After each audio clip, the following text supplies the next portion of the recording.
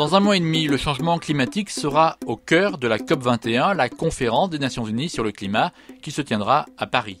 L'enjeu des discussions est de trouver un accord permettant de réduire les émissions de gaz à effet de serre afin de limiter la hausse des températures à 2 degrés d'ici la fin du siècle.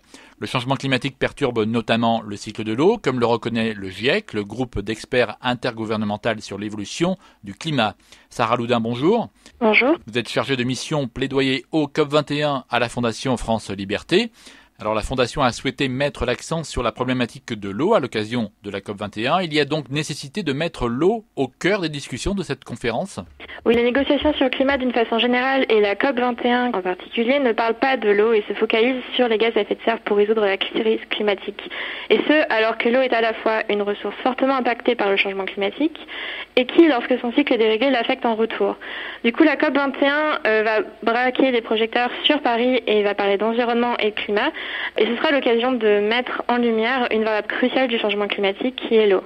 Alors en quoi le cycle de l'eau et le climat sont-ils liés ? Alors, le changement climatique impacte le cycle de l'eau, ce que l'on peut voir au travers d'événements souvent médiatisés comme les inondations, les sécheresses, les typhons, etc.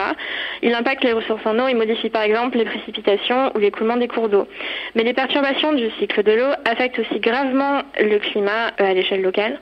Par exemple, l'eau des pluies ruisselle et s'infiltre pour se stocker dans les nappes phréatiques qui elles-mêmes alimentent les cours d'eau. En parallèle de ça, l'eau s'évapore aussi sous l'action du soleil, ce qui conditionne l'humidité de l'air et la formation de nuages et de pluie. Et en fait, c'est toutes ces interactions qui définissent un climat. Donc ça montre que eau et climat sont intimement liés. Les activités humaines ont modifié durablement l'environnement dans de nombreuses régions. C'est le cas notamment avec la déforestation. C'est l'un des exemples les plus frappants. Oui, tout à fait. Et lorsqu'on perturbe le cycle de l'eau, on perturbe le climat.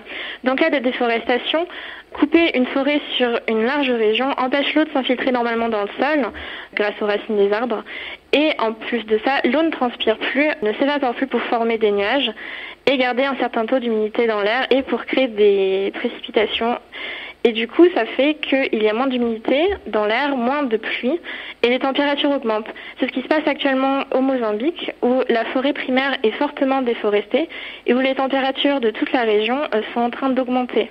Alors l'urbanisation à outrance est aussi un facteur important de modification du cycle de l'eau. On l'a vu dernièrement avec les inondations dans le sud-est de la France. Oui, avec l'urbanisation et la disparition du couvert végétal dans les villes, apparaissent à la fois l'effet d'îlots de chaleur urbain et en même temps une sensibilisation très accrue aux inondations. Au niveau des effets d'îlots de chaleur urbain, donc c'est quand la chaleur du soleil est stockée par le béton et ça crée un effet de dôme thermique au-dessus des villes et la température remonte fortement sur des espaces qui sont très localisés. Par exemple à Tokyo, qui est le plus grand îlot de chaleur urbain au monde, on a trouvé des différences de température qui vont jusqu'à 10 degrés entre le centre de la ville et la campagne. Plus récemment, on peut voir aussi malheureusement chaque année des exemples où, puisque le sol est complètement imperméabilisé dans les villes, lorsqu'il y a des précipitations intenses, l'eau ne peut pas s'infiltrer et du coup ruisselle et ça crée des inondations qui malheureusement parfois sont extrêmement violentes. Alors pour restaurer le cycle de l'eau et les microclimats, des alternatives existent. Par exemple, en agriculture, quelles sont les solutions qui peuvent être mises en œuvre ? Alors, de nombreuses formes d'agriculture autres qu'intensives et polluantes existent et permettent de mieux respecter le cycle de l'eau. Par exemple, on peut réintégrer des haies et des bocages au paysage agricole. On peut favoriser les cultures en bande alternée qui suivent les courbes de niveau et évitent l'érosion. On peut aussi adapter les cultures au climat local pour limiter l'irrigation intensive.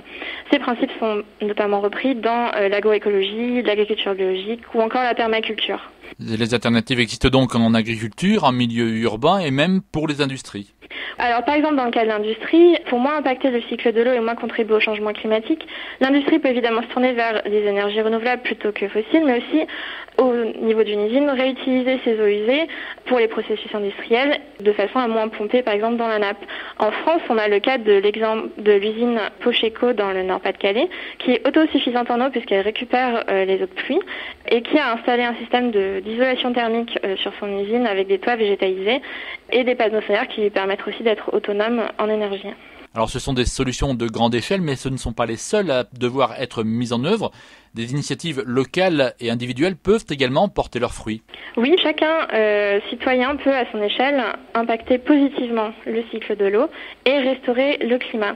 Par exemple, à l'échelle individuelle, on peut avoir un impact positif en s'informant bien sûr et en économisant l'eau, en prenant en compte l'empreinte eau de nos produits de consommation, c'est-à-dire le volume d'eau total qui est utilisé pour produire un bien, donc ça inclut les matières premières utilisées et le transport. On peut aussi consommer moins d'énergie et choisir d'utiliser des énergies renouvelables, le fournisseur le plus connu étant par exemple l'ENERCOP. Et à l'échelle collective, on peut aussi se mobiliser. Les citoyens peuvent se rassembler et rencontrer leurs élus pour faire porter leur voix au niveau politique et peuvent aussi organiser des rencontres pour se former sur la question de l'eau et du climat et agir ensemble. Ce sont des exemples parmi tant d'autres. France Liberté, dans sa campagne et dans son livret de plaidoyer eau et climat, en propose beaucoup d'autres. C'est aussi vraiment important de solliciter ces élus puisque ceux-là ont un rôle crucial pour lutter contre le changement climatique. Par exemple, au niveau local et même national, ils peuvent intégrer les enjeux liés à l'eau et au climat dans leur politique et par exemple favoriser la réutilisation des eaux de pluie, favoriser le retour de la nature en ville, soutenir l'agriculture biologique, soutenir les fonds pour le climat, etc. Et toutes ces alternatives destinées à restaurer le cycle de l'eau et à influer sur le climat seront mises en avant au moment de la COP21 et sont à découvrir sur le site de France Liberté et sur Fréquence Terre. Merci Sarah Loudin. Merci à vous. Monde solidaire à retrouver sur fréquenceterre.com. Philippe Bourri, Fréquence Terre. Retrouvez et podcastez cette chronique sur notre site fréquenceterre.com.